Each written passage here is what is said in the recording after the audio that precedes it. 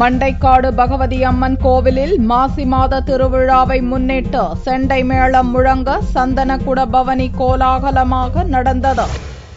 கன்னியாகுமரி மாவட்டத்தில் பிரசித்தி பெற்ற மண்டைக்காடு பகவதி அம்மன் கோவில் பெண்களின் சபரிமலை என்று அழைக்கப்படுகிறது. இங்கு ஆண்டுதோறும் மாசி மாத கொடை விழா வெகு சிறப்பாக நடந்து வருகிறது. இந்த ஆண்டு திருவிழா கடந்த 2ஆம் தேதி கொடியேற்றத்துடன் துவங்கியது. தினமும் அம்மன் வெள்ளி பல்லக்கில் பவனி வருதல் மற்றும் பல்வேறு சிறப்பு பூஜைகள் நடத்தப்பட்டது. 5ஆம் நாள் விழாவை முன்னிட்டு வெள்ளிக்கிழமையன்று மணவாளக்குறிச்சியில் உள்ள மத்திய அரசுக்கு சொந்தமான மணல் ஆலையிலிருந்து சந்தனக்குட பவனி புறப்பட்டது. செண்டை மேளம் முழங்க அலங்கரிக்கப்பட்ட யானை ஊர்வலத்துடன் பக்தர்கள் சந்தன குடங்களை ஏந்தி சென்றனர். 42 வருஷம் நல்லா நடந்துகிட்டு இருக்கு.